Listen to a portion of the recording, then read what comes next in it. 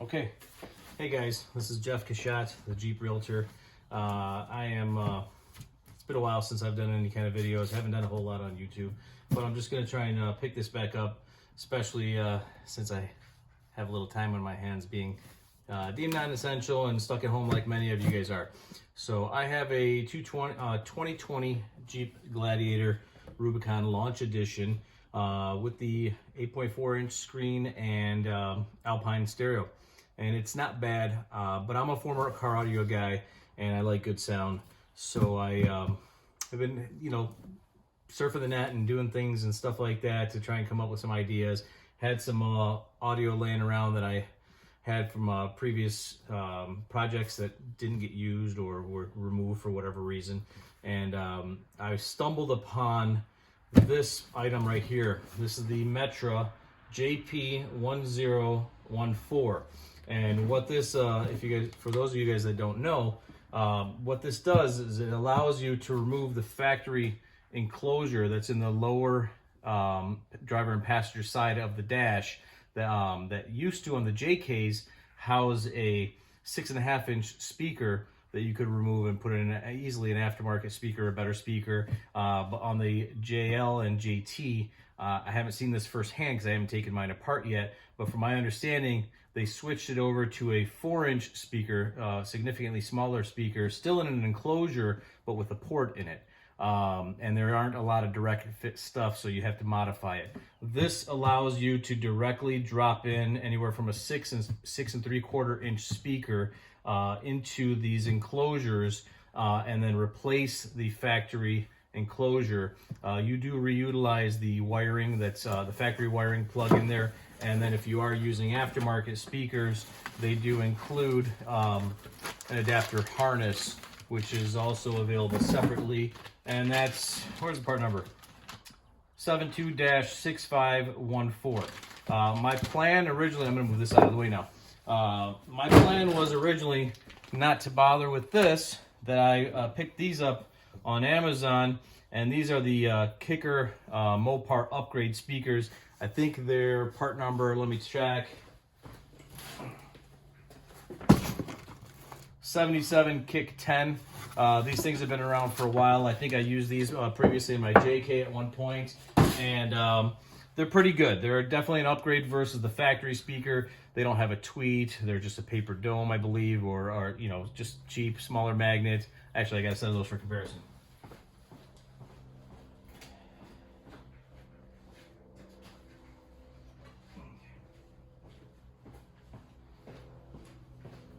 So these are actually out of my old JK right here. These are the OEMs, and I've still, I had them laying around. I was going to give them to a buddy because his daughter, I think, is blowing up their OE speakers.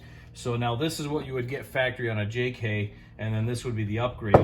So if you, I don't know if you can see it through there, there's this little screen. I think that's to keep dirt from, getting onto the woofer on the dash if you're off-roading without the doors or things like that, just to keep sprayage. But you have just a woofer and a woofer with a tweeter, and then a significantly larger magnet. So that's that. This is the JK factory. This is the 77 Kick 10, which is the Mopar Kicker upgrade. So my plan was to take these and put them in here, removing the wiring harness from the factory enclosure and utilizing this, dropping this in, and this was going to be my phase 1 until I eventually got to a phase 2, which would include upgraded speakers, amplifiers, subwoofers, that type of thing. Now I got to the point where I received these guys. Build-wise, I don't have the other ones out yet because I haven't gotten to that part yet, but build-wise, they look like they're constructed very well. In my opinion, though, it's very nice that they do use a grommet hole here, so you can take that factory plug and put the grommet right back in, and then it, you just plug it right back into the speaker, which if I was going to be using these, plugs right in, so no need for this adapter. Now, once I got to the point where I examined these, I looked them over, I thought they were great quality, they looked like they were well built. I did kind of see one potential issue, I'll mention that in a minute, but I did decide that they were just cheap, ABS plastic molded. I don't want to say cheap, but ABS plastic molded. So I took it, I decided I wanted to try and get the best sound out of here as I could. And if I'm going to take the effort of taking the dash apart on my JT, I know that could be a significant effort and time consuming, so I really don't want to do this very often unnecessarily. So what I did was I ended up sound deadening the entire inside of these so that they didn't just sound like, tin. This, added a lot of weight, and this will do a good job on, making the speakers that come out of here sound a lot better, even if they were relatively inexpensive but upgraded speakers. Now, I did do both of them. This was a time-consuming and tedious job. I don't know how well you guys can see that or not, but I sat there for, when the kids were in bed and chopped up pieces and measured them and, cut up my fingers and cut myself with the scissors and all this good stuff. But I got both of them done, and they did turn out very well. Now on this side here, the 3 tabs line up one specific way to get that to drop in. Perfect. I like that. This is going to get me a 6.5 inch or 6 3/4, I believe these are, upgraded kicker Mopar speaker using a factory plug-in type connector, so I don't need to splice in any adapters or anything like that.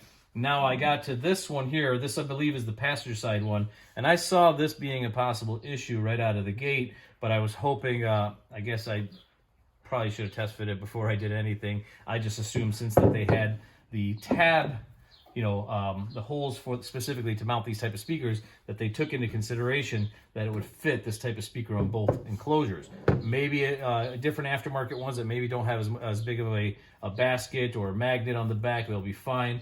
But with these, when I got to the passenger side, it just would not clear this little area here, which if you look at the back, it's shaped specifically around that.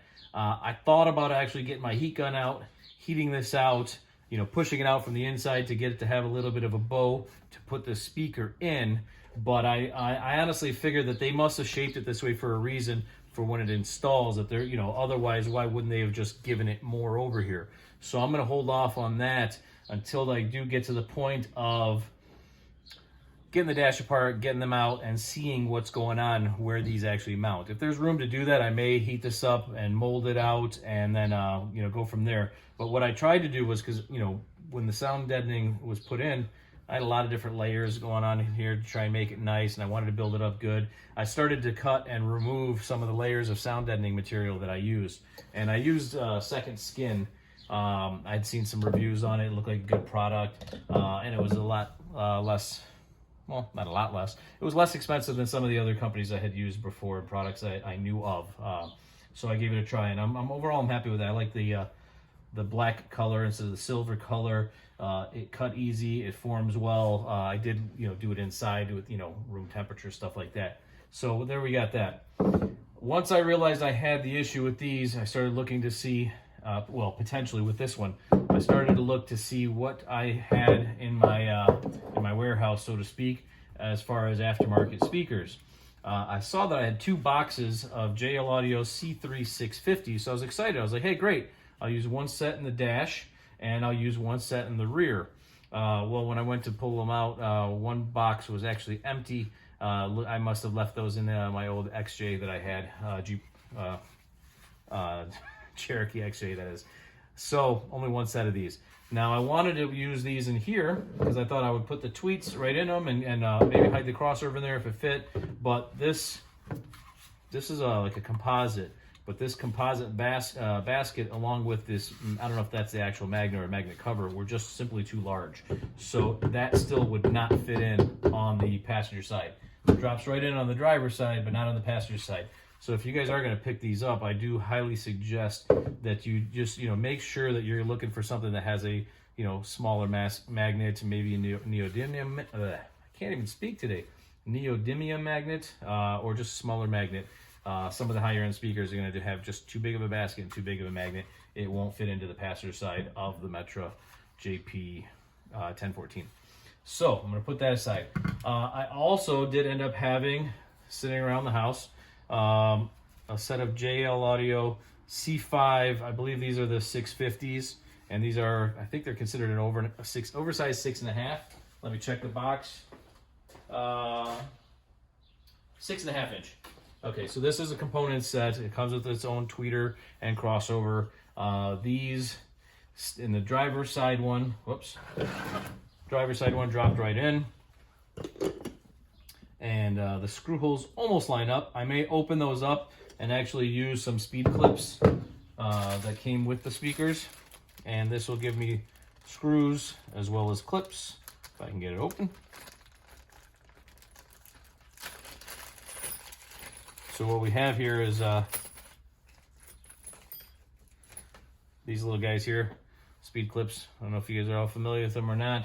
So I'll open up the hole. Whoops. And it's stuck. I'll open up the holes that are pre-drilled in here because they're not big enough to fit it. And I'll slide these over those holes, and then the screw will thread through the ABS and not into it and risk cracking it and then, you know, catch in here. So that should hold them better. I did also pick up, because the woofers don't have it themselves, where is that? I picked up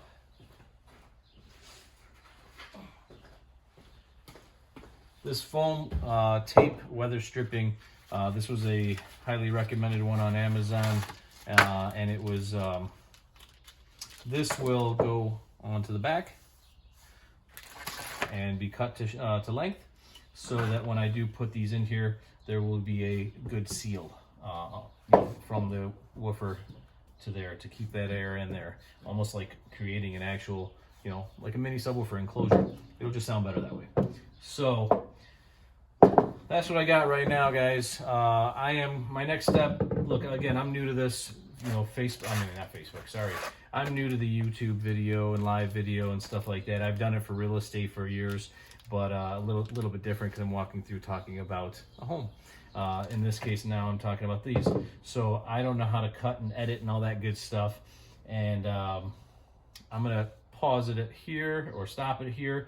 The next thing I'm gonna do, and I don't think it's necessary for me to video this, is I'm gonna take apart the dash so that we can put, you know, assess the situation, see if I'm gonna modify this to drop the bigger basket speakers in, or if I'm gonna end up going with the C5s. I'm sorry, I said basket magnet. So that's what I got for you right now. Once I have it all teared apart, I will then put another video up showing you guys the comparison of these, the Metra JP-1014 enclosures to the OE ones, and I'll show you how I even take the 4-inch out of there and pull that harness out and that good stuff.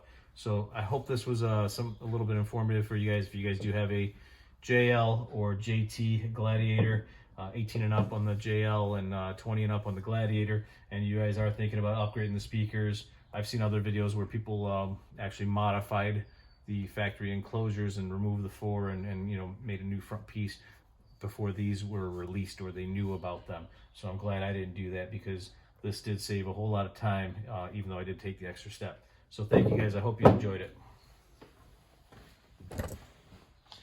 Oh, and because everybody else says this, please like, subscribe, and comment. Let me know if you have any questions about, you know, these or car audio questions that I can answer. I'm by no means an expert, former car audio guy though, and you know, I enjoy it as a hobby, and I'll do the best I can to be here for you guys and answer you guys. Thank you so much.